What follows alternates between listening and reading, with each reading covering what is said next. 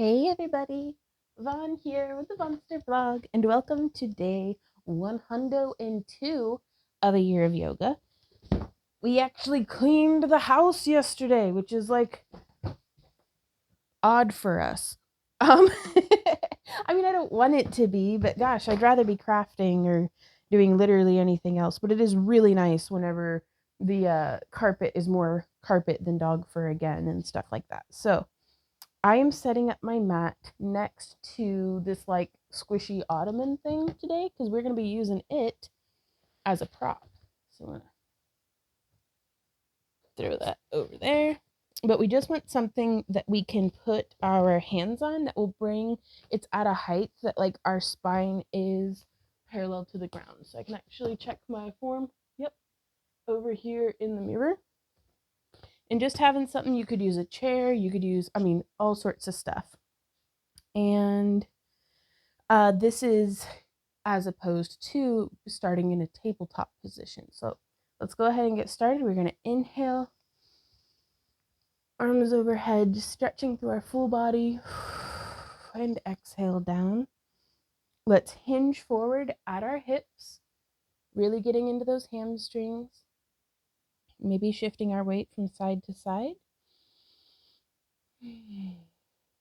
Okay, so however you have your supporting hand, be sure it's in a way that is comfortable to you. And we are going to be lifting our right leg. So I have centered up my weight over my left leg, and I'm going to use my left arm. 1, 2, 3. Keep that back leg up. 4, 5, 6, 7, and 8. And I'm going to bring that leg down. Let's trade. I'm actually going to try to be a little bit closer to the edge of the ottoman, lifting up that back left leg. We want to make sure that it's not twisted outward, but that our toes are pointed towards the ground. And we'll go 1, 2, 3, 4, 5, 6, 7, and 8. Bring that leg back down. Again, coming to the outside of my ottoman, it just gives me a nice path for my arm to travel through. Lifting our back leg, really supporting through our grounded leg. 1, 2, 3, 4, 5, 6, 7, and 8. And whenever we do this, we want to make sure we're making as large and full of a circle as possible, getting through all the quadrants and directions that our arm could be traveling through. If it's numbers on a clock, we want to go equally between all of them. So now, back to the other side. Last side, guys. For this movement, at least. So lifting and engaging our back leg. 1, 2, 3, 4, 5, 6, 7, and 8. Woo!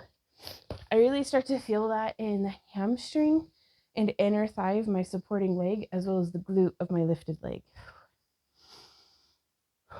And now from here, we'll be coming into a downward facing dog.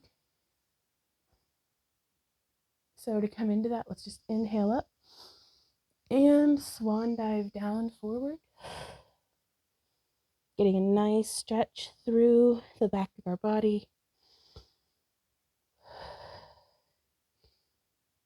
And then walking our hands forward so that we are in our downward facing dog. Centering up over my left leg. I'm going to lift my right leg up and then bend it.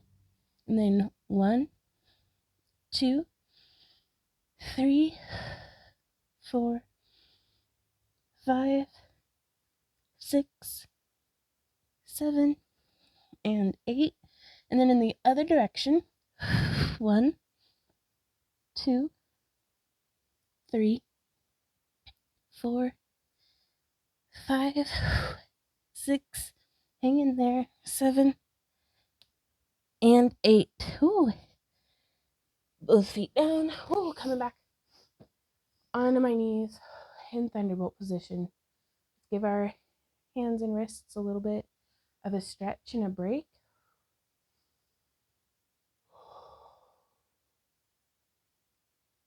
Just slowing our heart rate, slowing our breath.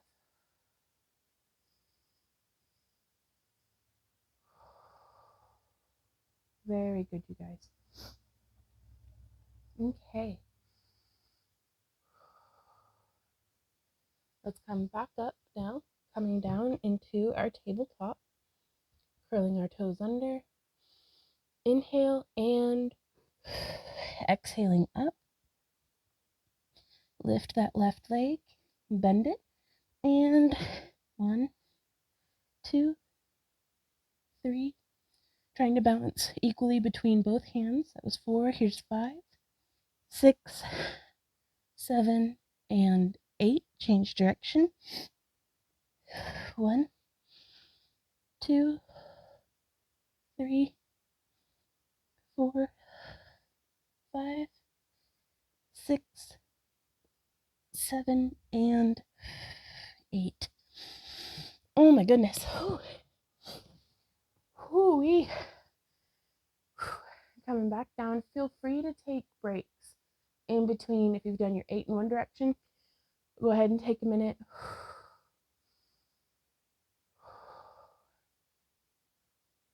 It says my heart rate's only at 100, but what 100? Definitely a challenging posture for me, but that's perfect. That's exactly why we're here, is to find that edge of challenging and fun and just play there.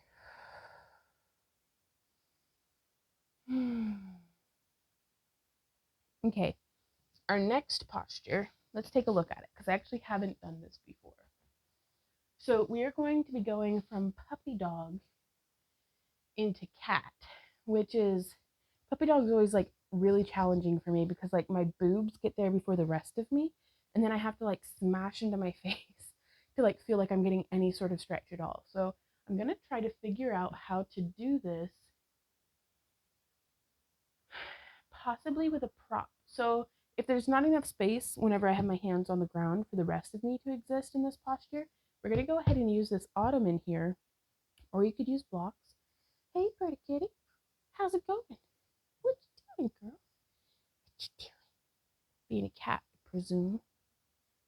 Out on official kitty business. We're going to use an ottoman for a prop today. You could use a steady chair, preferably not something on wheels. Or if you want that extra challenge, possibly a chair with wheels or like a balance ball or something might be really cool too.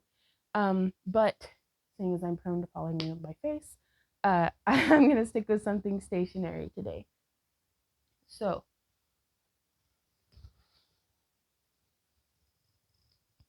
I want to try it with just the blocks first. What's this? Remember, what's this? Did you bring wire from downstairs? She loves playing with scrap wire. So I am going to be stacking my blocks 2 high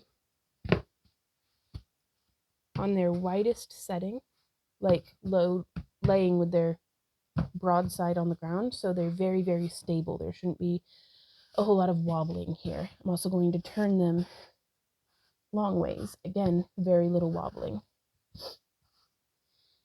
And we're almost just going to be doing cat-cow in this position. So I have a nice wide knees. Inhale. And instead of doing cow, we'll come down into puppy dog. Ooh, this really does get into your shoulders. Like it's stretching the around my scapulas, like the holster. So like my lats and stuff. And then come up. Maybe my knees should be closer. I'm trying to get a feel for this. So yeah, to be able to get nice and deep into, pardon me, cat, I need to bring my knees closer. And then for puppy dog, let's go ahead and just lean down and into it. I almost feel like I'm so sorry. I have the sniffles today, like right in your ear too. I'm so sorry. I can't help it. coming down into this. It's almost like being in an extended child's pose, but we're doing an interior tilt, lifting our tailbone towards the sky, and then back up into cat. Let's try it with just one block high. Maybe that will work a little better. So we want to, yeah, we can slide it around a little bit, but still having the block there gives us space. And dragging the blocks in to get a really nice deep cat stretch, opening our back, stretching our spine, and then scooting those blocks forward again. Puppy pose. This is a really nice counter stretch after doing the downward facing dog. And now from here, I'm just going to do a few regular cat cows.